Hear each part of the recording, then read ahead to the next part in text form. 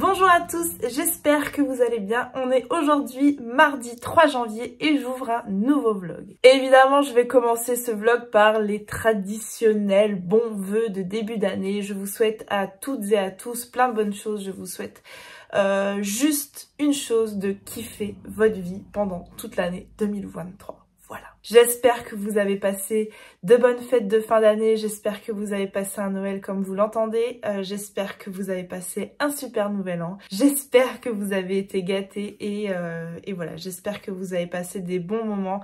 Parfois Noël c'est pas toujours signe de positivité, j'ai parfois passé des Noëls pas très glorieux alors je sais exactement de quoi je parle, mais voilà, j'espère que vous avez trouvé du réconfort et que vous avez trouvé des petits plaisirs dans tout ce que les fêtes de fin d'année ont à vous offrir. T'as passé un bon Noël, toi? Nous, on est parti quelques jours au ski et madame a eu la maison pour elle toute seule pendant quelques jours et elle a kiffé. Elle aime bien être toute seule, elle aime bien être tranquille. Tranquille ou dans le même mètre carré que moi, ça dépend des jours. On va entrer tout de suite dans le vif du sujet et je vais vous parler des dernières lectures que j'ai faites. J'ai très peu lu depuis que j'ai terminé les vlogmas parce que les vlogmas se terminaient la veille de mon départ en vacances. Je suis donc partie 5 jours à la montagne, on est parti à Avoriaz, c'était vraiment hyper cool, hyper dépaysant, avoir de la neige à Noël. Je voulais ça pour mes enfants et j'ai eu la chance de pouvoir leur offrir un séjour au ski. On n'a pas skié, on est parti que 5 jours. Mais voilà, on a fait de la luge et c'était vraiment chouette. Je disais donc du coup, pendant mes vacances, j'ai finalement très peu lu. Et en revenant de vacances après, c'était mon anniversaire, c'était le nouvel an, etc. Et faire Noël avec ma mère, enfin bref. Du coup, et c'est vrai que j'ai eu peu de soirées et que j'ai très peu lu. Mais depuis quand même que je vous ai quitté, j'ai terminé Meurtre et biscuits au sucre de Johann Fluck. Je vous en avais parlé, je vous ai parlé du tome 1 dans les vlogmas. J'ai donc lu le tome 2 et Cobbler aux pêches, un truc comme ça. J'ai beaucoup aimé et il finit sur une scène absolument incroyable et il me faut la suite. Voilà, c'est tout ce que je peux vous dire. Bon, c'est un Cozy Mystery, je vous en ai déjà parlé plusieurs fois. J'en suis déjà au tome 6, donc vous faire un résumé, c'est compliqué. Mais voilà, j'aime beaucoup ce Cozy Mystery qui se passe il y a quelques années déjà et toute cette petite famille qui gravite autour d'Anna Swanson, cette enquêtrice qui tient une pâtisserie. Enfin voilà, j'adore ce Cozy Mystery, mais ça, je pense que si vous me suivez maintenant, vous l'avez compris. Sinon, j'ai lu en lecture commune avec le gang La Gouvernante Royale, qui est donc un livre qui est paru aux éditions Albin Michel et qui est écrit par Wendy Holden. La Gouvernante Royale, c'est l'histoire de Marion Crawford, cette femme qui s'est occupée d'Elizabeth et Margaret à partir de l'âge de... je dirais des bêtises, peut-être environ 5 ans, jusqu'à ce que la future reine Elisabeth rencontre Philippe. Donc voilà, elle s'en occupe sur plusieurs années. Et en fait, cette Marion Crawford, à la base, elle a de l'ambition, elle veut enseigner aux enfants défavorisés. Elle a un petit côté très populaire où elle souhaite, elle se dit que des enfants riches ont accès à l'éducation très facilement et qu'elle veut justement apporter cette éducation aux enfants qui n'y ont pas vraiment accès. Elle veut, elle a ce sentiment en fait que ces enfants ont besoin d'elle et c'est à ça qu'elle aspire. Elle est à la fin de ses études quand commence le roman et c'est à ça qu'elle aspire. Mais un jour, elle va avoir une curieuse proposition puisqu'on va lui proposer de devenir la gouvernante de Elisabeth et Margaret, les deux princesses. Alors à l'époque ce sont des princesses, à l'époque il n'est pas prévu normalement, je pense que vous connaissez l'histoire de la famille royale, mais il n'est pas prévu normalement que ça soit Elisabeth qui accède au trône puisque c'est son oncle le roi et que c'est parce que son oncle a abdiqué que finalement eh bien c'est son père qui est devenu roi puis elle. Bref, je vais pas vous refaire l'histoire de la famille royale, c'est pas le sujet ici.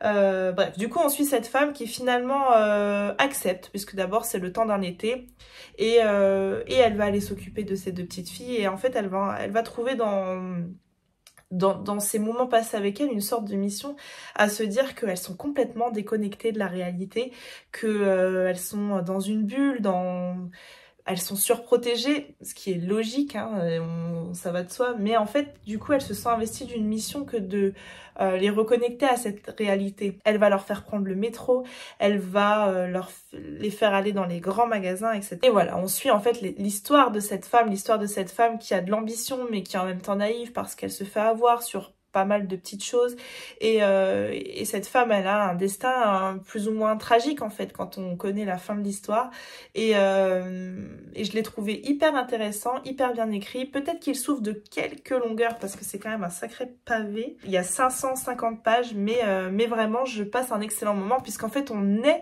au sein de la famille royale avec cette femme. On est à Windsor, on assiste à tout, à l'abdication de Édouard VIII, on est là en fait, on est avec eux et être dans les coulisses de cette famille hyper puissante, et j'ai trouvé ça hyper intéressant.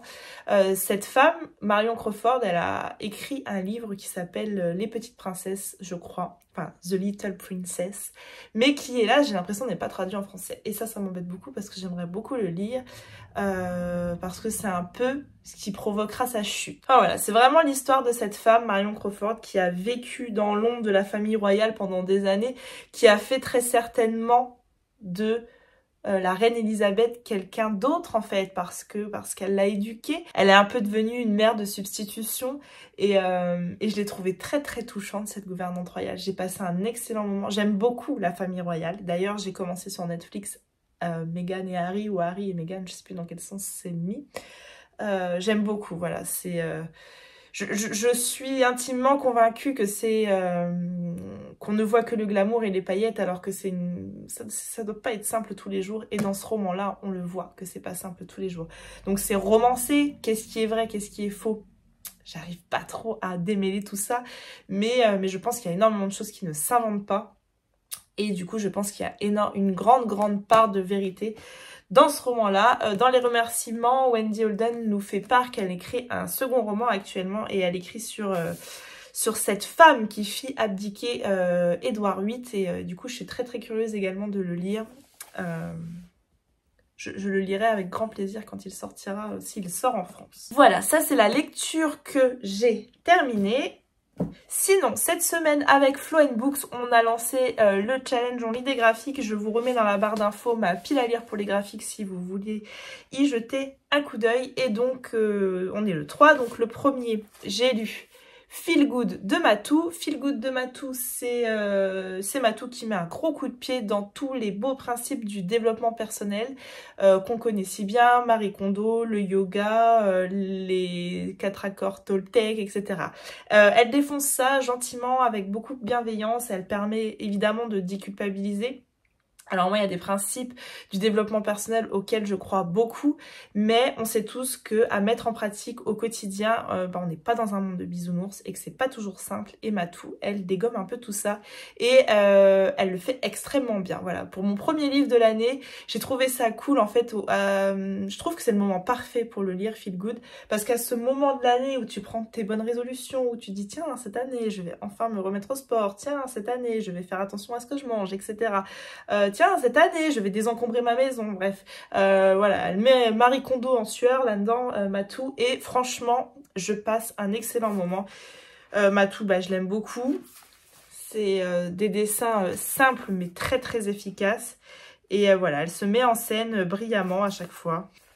Très brillamment. Et voilà, moi j'adore Matou, j'adore son humour, j'adore sa façon de penser. Je crois que ce livre devrait être remboursé par la sécurité sociale pour commencer l'année, ça serait une bonne chose. Et hier, dans un tout autre registre, alors là on défonce le développement personnel et là on va à fond dedans, je lis À fleur de peau, c'est adapté d'un roman de Saverio Tomasella et c'est mis en dessin par Bella Pinheiro et je crois que Maëline c'est quelqu'un qui est également au script. À fleur de peau, là c'est l'histoire de Flora. Flora c'est une jeune femme hypersensible qui ne trouve pas sa place nulle part. Alors c'est le cas de 99% des hypersensibles. Je me reconnais énormément dans le personnage de Flora. Il y a beaucoup de choses qui me parlent. Flora elle est végétarienne, moi je tends à manger moins de viande et j'ai déjà des petites critiques qui arrivent dans mon entourage. Donc voilà, je me reconnais parfaitement en elle. Elle a un fils qui est hypersensible. Moi je pense, Owen est hypersensible également. je me reconnais beaucoup en elle, je me reconnais beaucoup en toutes ces émotions qui nous submergent et qu'on n'arrive pas à gérer, où on se sent nul, où on se sent pas à sa place, où on a envie de s'excuser presque parfois de vivre. Voilà, je me reconnais énormément en Flora et en ce début de roman graphique, je le trouve vraiment, vraiment très à l'image, sans tomber dans le pathos, sans tomber dans l'exagération de l'hypersensibilité. Ultra sensible, c'est le terme qui est utilisé dans ce graphique. Mais hélas, un jour, elle rencontre un prof de yoga et là, il lui livre tout un tas de clés. Alors le chemin, Rome ne se fait pas en un jour, le chemin ne se fait pas en quelques secondes, mais je trouve qu'à la fin, on arrive sur un monde de bisounours où tout est parfait, en fait. Tout devient parfait dans la vie de Flora, entre guillemets. Toutes ces choses qui n'allaient pas, voilà, elle avait des soucis de couple qui se résolvent, elle a des soucis dans son boulot qui se résolvent, enfin tout devient trop parfait et moi je sais qu'hélas c'est pas ça la vraie vie et que moi hypersensible parfois on me dit ah mais si assume c'est chouette d'être hypersensible, ça fait de toi une belle personne et sauf qu'il y a toujours des cons qui viendront te cracher sur la gueule à toi et à ton hypersensibilité, qui t'appelleront la chouinarde, etc. C'est un fait qu'il faut accepter, que j'ai du mal à accepter parce qu'en fait je fais pas exprès d'être hypersensible. Je fais pas exprès d'écouter une musique dans la voiture et de me mettre à pleurer. Je fais pas exprès tout ça. Je ne contrôle pas tout ça.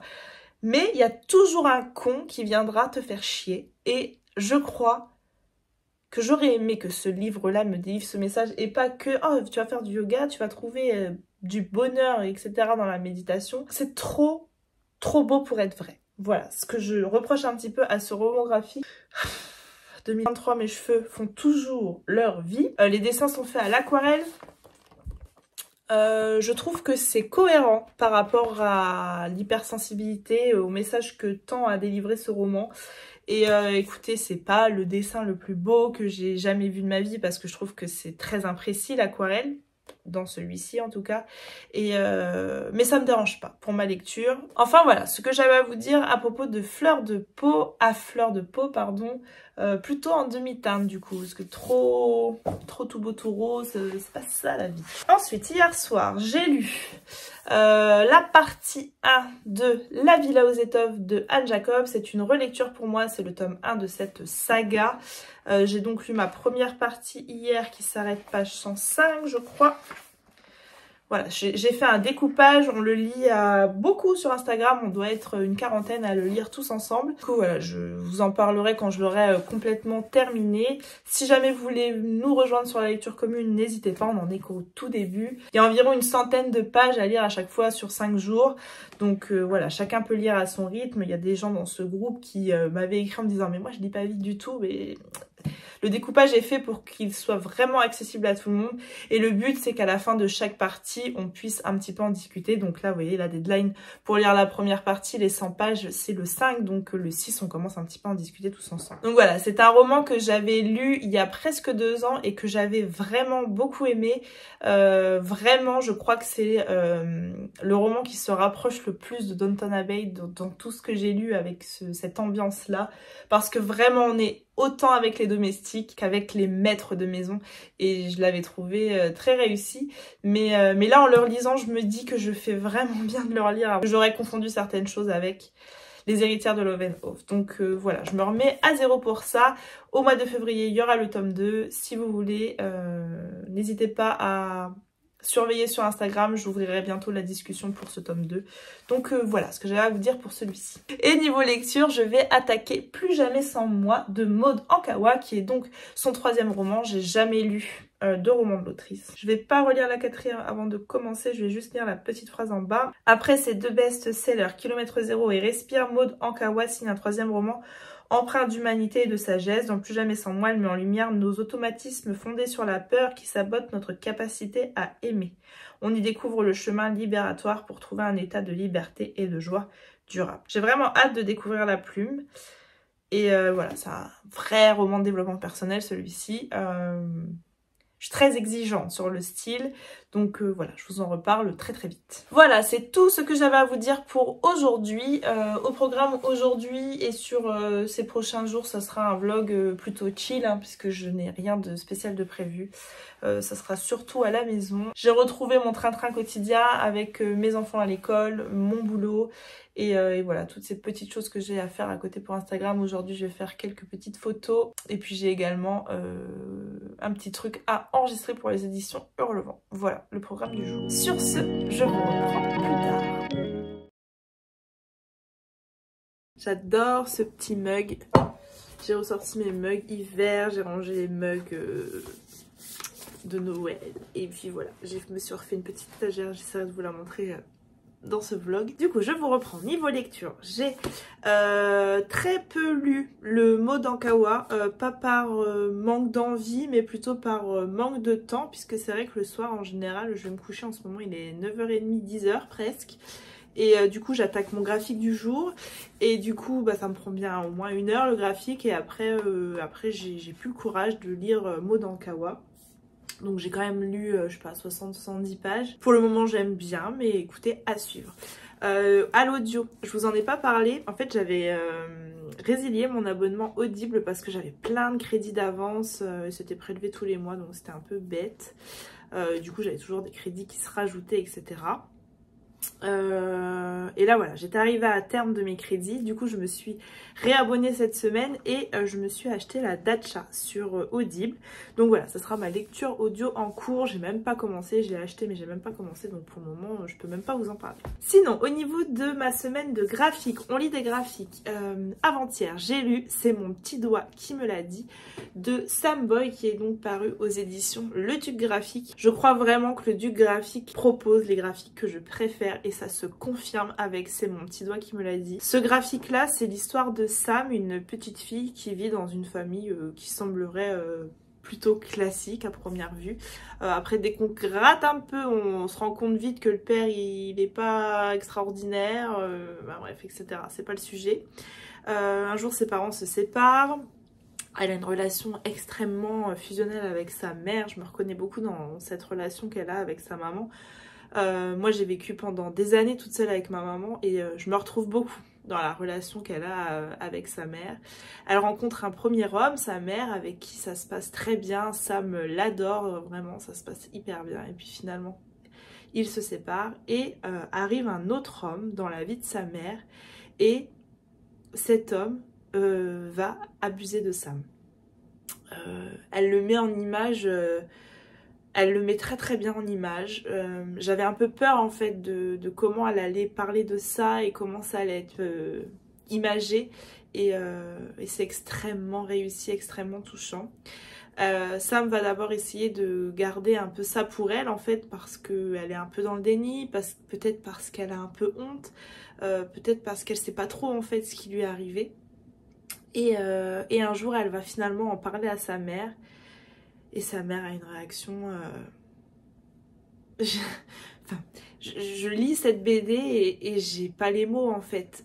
Sa mère ne va rien vraiment faire et à partir de là en fait je crois qu'on perd confiance en l'être humain. Enfin, quand ta propre mère ne te croit pas, je vais être émue. J'ai pas de problème avec ma mère, je tiens à le préciser. Sa mère va quand même l'emmener voir un psychologue, tout en restant toujours avec cet homme. Hein. Je veux dire, il y a un monstre dans la maison, mais on reste. Et ce psychologue, il est aberrant également. En fait, elle va rencontrer cette petite fille, que des humains, que des adultes qui ne sauront pas l'aider et qui vont...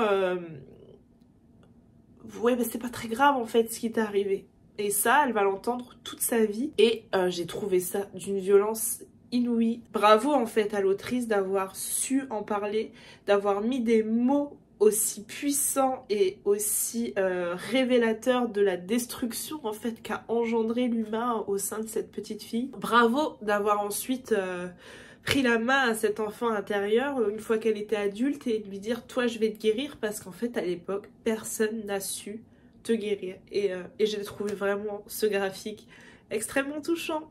Je pense que ça se sent et voilà, tout est dit en fait au dos ici. Donc ça c'est Sam adulte qui prend Sam enfant dans les bras et qui lui dit ce n'était pas de ta faute. C'est dans un style plutôt simple. Simple ne veut pas dire, n'est pas péjoratif dans ce cas. Je trouve que c'est très beau, très poétique. Elle a su vraiment mettre des mots sur l'horreur et vraiment je vous recommande en fait de lire son histoire parce que je crois qu'elle a eu le courage de la dessiner, de l'écrire et ça mérite d'être lu à 1000%. Ensuite, hier soir, dans un tout autre registre, j'ai lu Rivage de la colère, c'est d'après le roman de Caroline Laurent. C'est un roman que j'ai vu énormément passer sur Bookstagram et qui a été très très longtemps dans ma wishlist. C'est donc un graphique qui est paru chez Phileas. Au scénario on a Galandon, au dessin on a Nawa et à la colorisation on a De Greff. Rivage de la colère, en fait c'est l'histoire, c'est une histoire que je ne connaissais pas et c'est un pan de l'histoire important. Donc en fait dans ce roman là c'est l'histoire de en fait en 1968 les États-Unis, n'importe quoi, le Royaume-Uni va accepter l'indépendance de l'île Maurice, mais dans cette indépendance il y a une petite clause un peu particulière qui dit qu'en fait on accepte l'indépendance de cette île à condition que les Chagos, l'île des Chagos, soit détachée de l'île Maurice. Voilà, ça avait été attaché ensemble pendant la colonisation en 1903 et on dit ok pour l'indépendance de l'île Maurice, mais par contre vous détachez les Chagos, ça nous appartient et on va en faire autre chose. En gros c'est ça, c'est très mal... Ah, il est midi, mon four a... Mes aubergines sont cuites, je reviens. Sauf que aux Chagossiens et aux Chagossiennes, on va pas leur dire la vérité. On va les déporter, les mettre dans des bateaux, les emmener à l'île Maurice. Mais tout ça, on va pas leur dire. On leur dit juste qu'ils doivent aller à l'île Maurice pour aller chercher à manger, etc. Parce qu'en fait, ils ne sont plus achalandés. Plus aucun bateau vient leur livrer de la nourriture, etc. Donc on leur dit qu'il faut qu'ils aillent le chercher. Et en fait, quand ils arrivent à l'île Maurice, ils ne peuvent pas repartir. Ils sont piégés, déportés, réduits au silence. Ils sont mis dans des bidonvilles et le pire de ça, c'est qu'en plus ils sont complètement rejetés par la population mauricienne qui dit qu'elle ne veut pas d'eux, mais eux ne voulaient même pas venir. Enfin bref, c'est une histoire que je connaissais pas du tout. Et Caroline Laurent le met en scène ici avec un personnage principal qui s'appelle Marie, qui est donc chagossienne, qui va tomber amoureuse d'un Mauricien venu sur l'île à ce moment-là. Et en fait Marie elle assiste à tout ça, elle assiste à la perte de son île. Au moment où elle arrive à l'île Maurice, elle se sent trahie par cet homme Gabriel qu'elle a aimé et qui finalement lui a menti en fait, parce que lui il savait exactement ce qui se passait. Et je trouve qu'en fait cette histoire d'amour c'est le reflet de l'histoire de son île, c'est-à-dire qu'elle est passionnante, bouleversante, elle se sent trahie Marie, elle se sent trahie par l'homme, elle se sent trahie par son île, elle se sent trahie. Et voilà, elle se retrouve à aller vivre à l'île Maurice, dans laquelle elle devient une moins que rien. Et elle va devenir, malgré elle, une combattante, une figure de cette révolution, parce qu'en fait, au bout d'un moment, les Chagossiens, ils vont pas se laisser faire, ils vont tant bien que mal essayer de rétablir une situation correcte en fait. J'ai vraiment trouvé que c'était une partie de l'histoire qui était complètement méconnue et que c'est vraiment dommage. Je comprends pourquoi on a autant vu passer le roman, parce que l'histoire elle est bouleversante, parce que l'histoire de l'île est bouleversante, parce que l'histoire de Marie et de Gabriel est vraiment très touchante et très bouleversante. Vraiment, j'ai pas envie de vous en dire plus sur ce qui se passe, j'ai juste envie de vous parler de cette histoire, de l'histoire, et de peut-être faire naître en vous la curiosité de découvrir ce qui s'est passé sur les îles Chagos et ce qui s'est passé avec l'île Maurice. Vraiment, j'avais jamais entendu parler de ça et je trouve ça révoltant. Ça se passe pas il y a un siècle, ça se passe il y a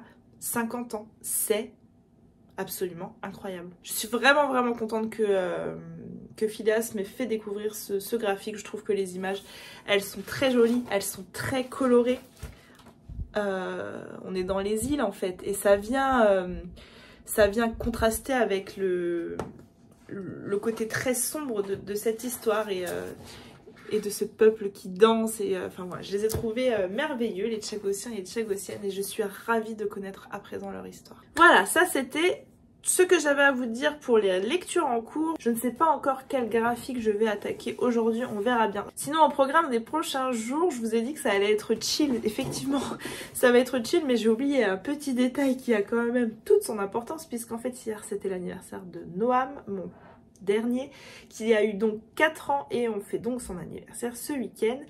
Et je lui prépare un anniversaire à thème. Je fais toujours ça pour les garçons. Ceux qui sont là depuis longtemps, vous vous souvenez peut-être d'un anniversaire pas de patrouille pour Noël, justement, avec un gâteau pas de patrouille, etc.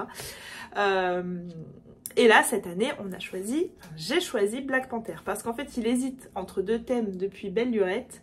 Et du coup, je lui dis, bah écoute, tu verras bien, Nono, ça sera la surprise, c'est moi qui choisis. Du coup, voilà, je suis à la bourre totale. J'ai commandé 2-3 trucs, des ballons, etc. Mais tout ce que je dois réaliser moi-même à la Cricut, je ne l'ai pas fait. On est jeudi midi, tout va bien, je suis là, c'est dans 48 heures que ça commence. Je vais m'y mettre sérieusement aujourd'hui et demain. Voilà, du coup je vous montrerai certainement quelques petits trucs que j'ai préparés pour son anniversaire. Et bien voilà, c'est tout ce que j'avais à vous dire pour aujourd'hui. Ça fait un peu trop de temps que je blablate, maintenant je vais aller manger mes aubergines. Il n'y a pas de ratatouille à midi pour ceux qui étaient là pendant les vlogmas. Ici là, ce sont des cadeaux d'anniversaire que j'ai eu. Je voudrais vous les montrer, mais je vous les montrerai plutôt demain. Là, je vais aller manger. Voilà, c'est tout ce que j'avais à vous dire pour aujourd'hui. Je vous reprends plus tard.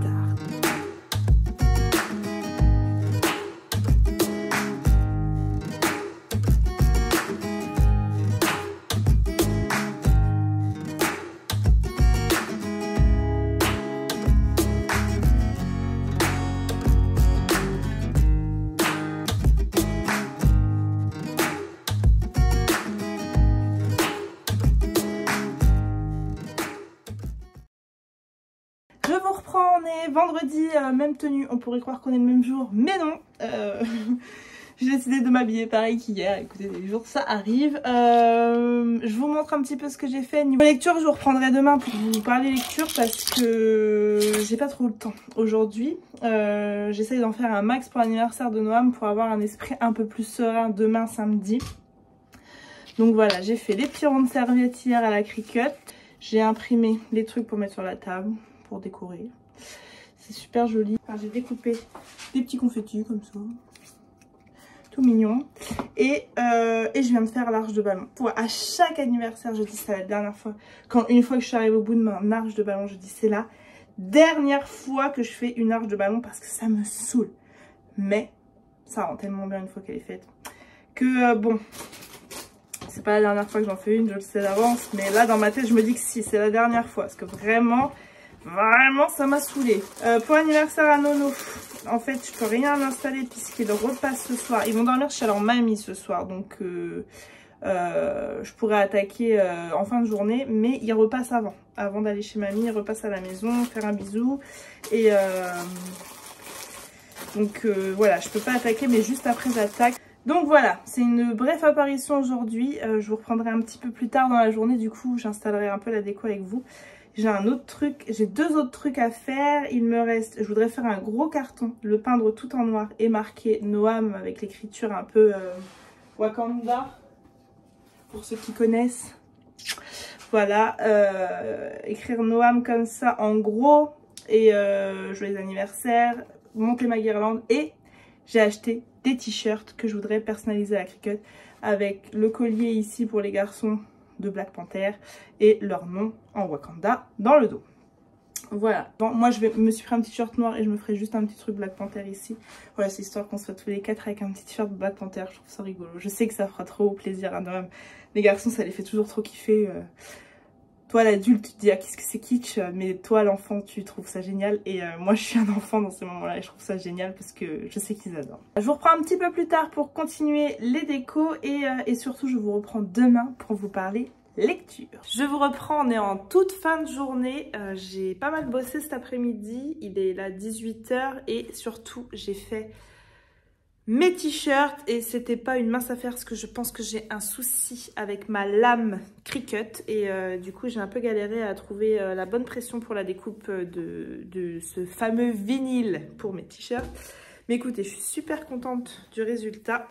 Ça c'est pour les garçons, donc avec le collier de Black Panther, l'écriture au dos. C'est la même chose pour Nono. Je trouve que c'est trop mignon, j'adore. Je suis une enfant moi. Et celui-là c'est pour mon mari, il voulait un gros flocage dans le dos. Voilà, et le mien, je voulais un petit flocage sur le devant. Maintenant je vais installer la déco dans ce coin-là dans le salon. Et puis voilà.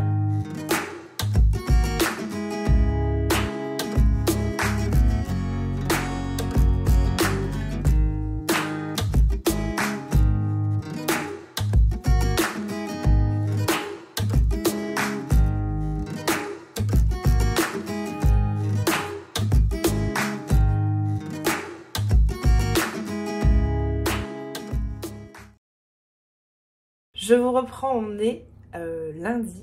Vendredi, j'ai dit, je vous reprends demain pour vous parler lecture. J'étais si ambitieuse de croire que j'aurais le temps samedi de vous reprendre.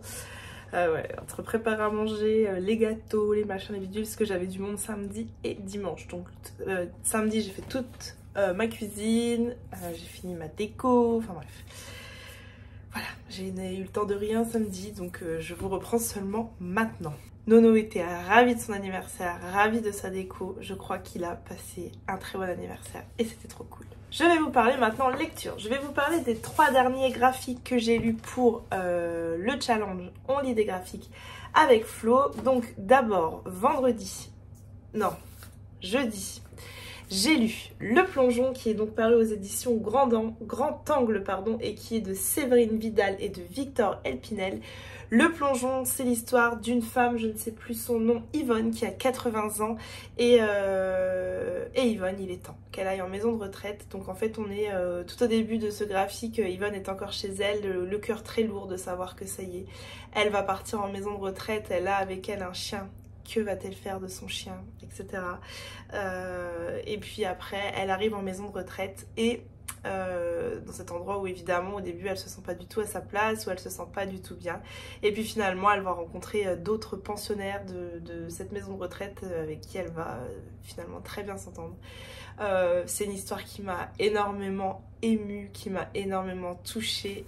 Je crois qu'on était arrivé à 4-5 planches que j'étais déjà en larmes. Ce graphique en fait il parle de la vie qui passe, il parle du temps qui passe, il parle des souvenirs qu'on accumule, il parle de ces moments heureux peut-être auxquels on pense avec beaucoup de mélancolie quand on arrive à la fin de sa vie en fait. Et Yvonne, elle m'a énormément touchée, elle est très drôle Yvonne. Et c'était vraiment chouette. J'ai eu les larmes aux yeux, enfin même pas les larmes, j'ai pleuré à plusieurs reprises. Là rien que de repenser à certaines planches, j'ai le cœur serré.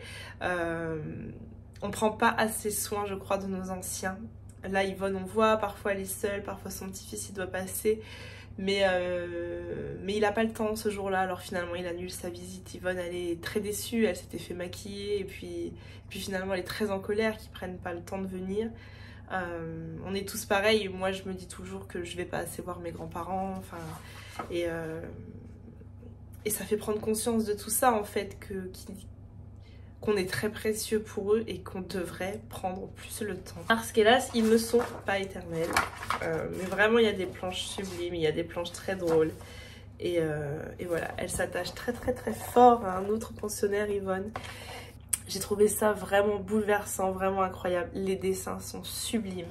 J'ai vraiment adoré. Vraiment, sur ce graphique-là, vous pouvez foncer. Ensuite, vendredi, j'ai lu Le Passager, qui est donc paru aux éditions Le Du Graphique. Le Passager, c'est l'histoire d'Alex, une jeune femme de 27 ans qui, un jour, sent comme des fourmis dans les mains. Alors elle se dit qu'elle a dû prendre une mauvaise position pour dormir ou qu'elle a dû faire quelque chose de mal. Et puis finalement, en fait, ces fourmis-là, elles disparaissent pas vraiment. Et puis un jour, elle a même une décharge électrique dans le dos.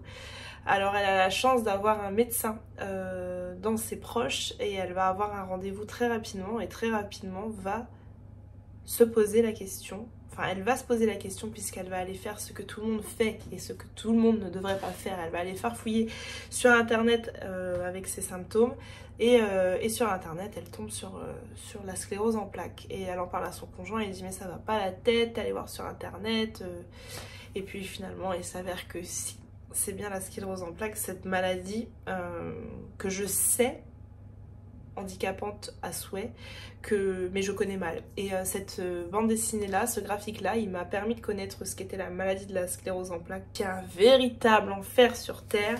Et voilà, les dessins, encore une fois, dans celui-ci sont différents, mais ils sont magnifiques.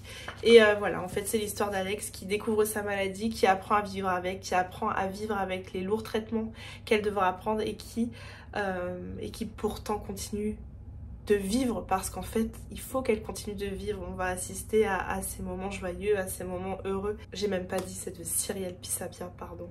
Et en fait sa sclérose en plaques, elle la dessine comme ça. En fait elle fait un petit lézard qui la suit partout aux couleurs bleues un peu fluo et des fois elle lui parle à sa maladie, des fois elle se fait bouffer par ce petit lézard et puis parfois ce petit lézard elle arrive à l'apprivoiser. Il y a une image très très forte au bout d'un moment dans ce graphique. En fait elle décide de quand même aller courir malgré qu'avec sa maladie c'est pas simple du tout. Elle décide d'aller faire une séance de footing et elle court et en fait le petit lézard est derrière, il suit et il n'arrive pas à suivre, il est essoufflé et elle lui dit allez monte sur mon épaule. Et j'ai trouvé que c'était une image très forte sur l'acceptation et je l'ai vraiment trouvé sublime. Je vais essayer de vous en trouver un petit lézard en fait qui est partout, qui est là tout le temps. Vous voyez, des fois elle arrive à l'ignorer, alors il fait la tronche. Enfin, j'ai trouvé que l'image de ce petit lézard était vraiment parfaite, vraiment bien pensée et parfois elle le déteste son petit lézard, on a des planches très sombres.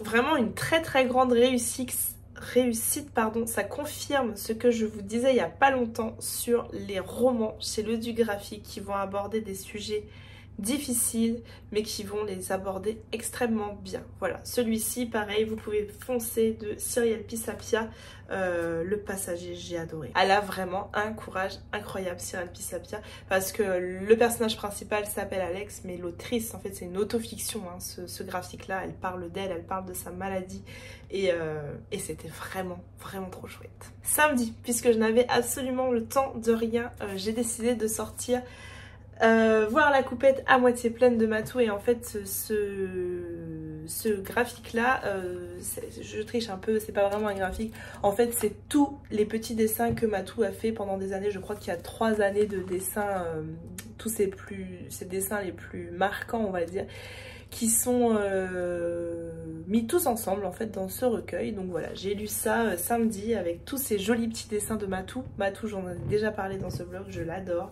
Et elle fait des dessins extrêmement...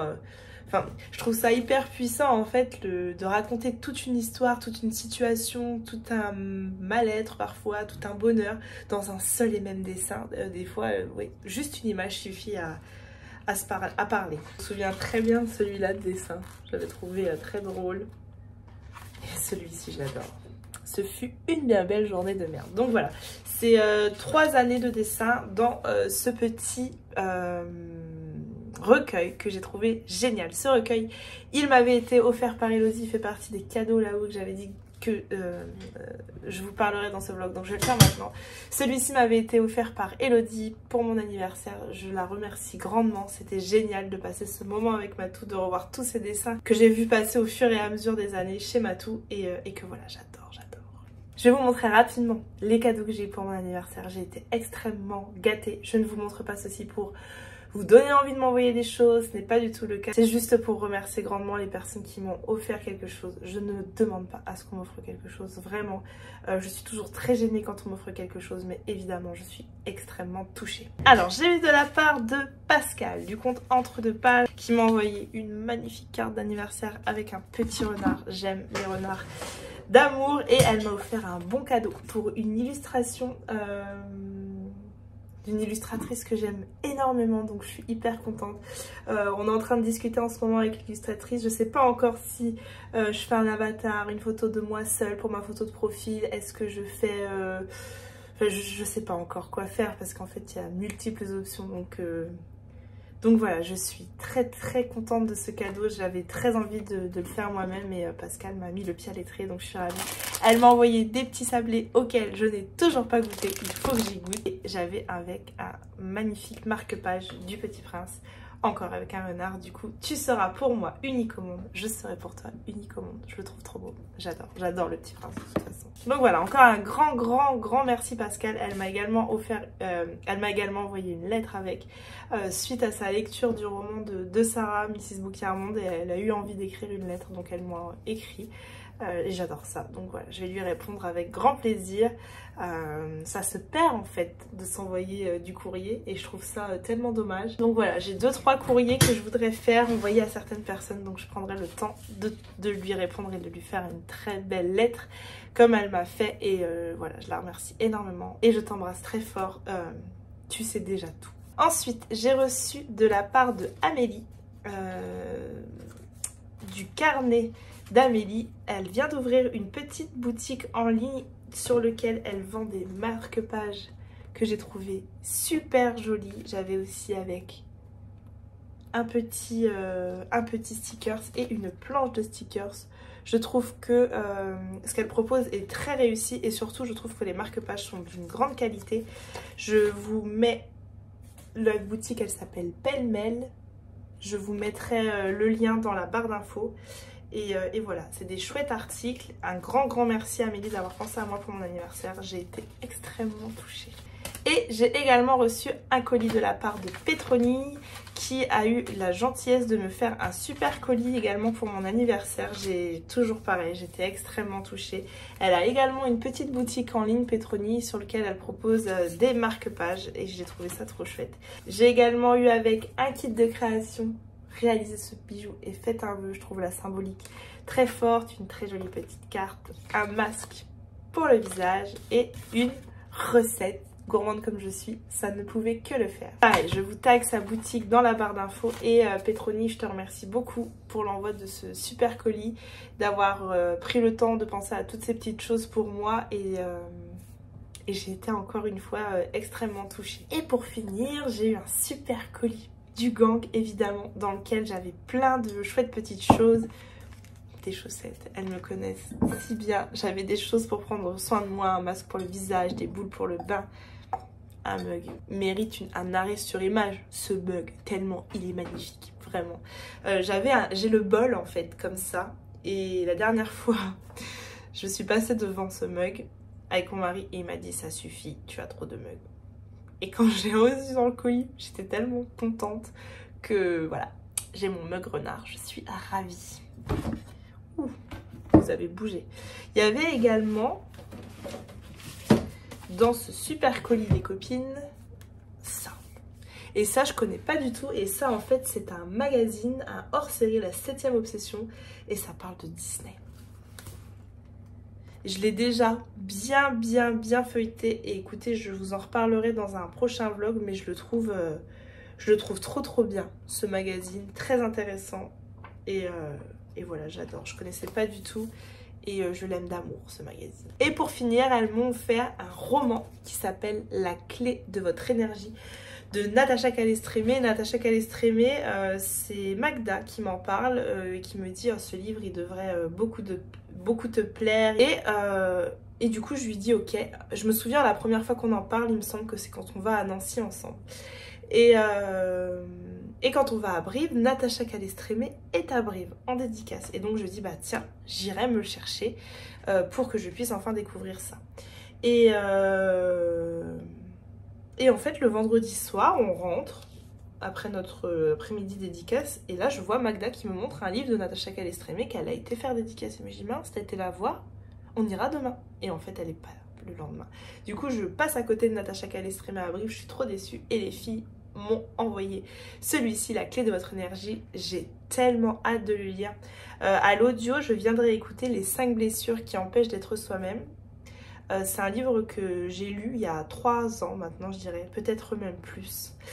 Plus parce qu'en fait ça fait 3 ans que j'ai mon compte Instagram et je l'ai jamais chroniqué, donc je l'ai lu avant. Et là je viens de le réécouter, Les 5 blessures qui empêchent d'être soi-même, et je l'ai trouvé encore plus percutant, pour moi, il a fait encore plus écho par rapport à il y a 3 ans. Et celui-ci viendra parfaitement compléter, j'en suis sûre. Je suis vidée. Qui n'a jamais ressenti cette perte d'énergie? Et si nos problèmes de santé étaient l'expression d'émotions douloureuses? Et si les épreuves que nous traversons étaient dues à nos peurs, nos blocages, nos culpabilités?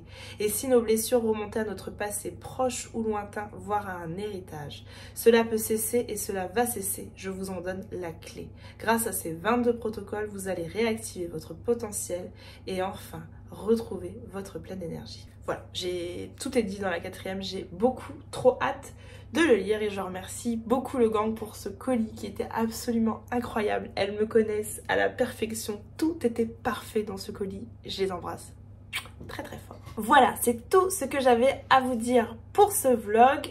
Je vais me dépêcher de le monter parce qu'en fait j'aimerais bien maintenant essayer de mettre en ligne mes vlogs le lundi en fin de journée parce que le mercredi c'est un peu compliqué pour moi au niveau de l'organisation, donc j'espère que ça vous ira les vlogs le lundi. Je vais essayer si moi ça me va au niveau de l'organisation, etc. Dites-moi si jamais le jour vous embête ou pas. Mais moi au niveau de l'organisation, je pense que ça me facilitera la vie de poster mes vlogs le lundi. Donc voilà, je vais me dépêcher de monter mon vlog et pour vous le poster ce soir. Je vous remercie d'avance si vous avez pris le temps de liker, commenter ou partager votre instant de visionnage sur les réseaux sociaux. Moi, je vous reprends bientôt pour un nouveau vlog. Je vous fais des bisous. Bye!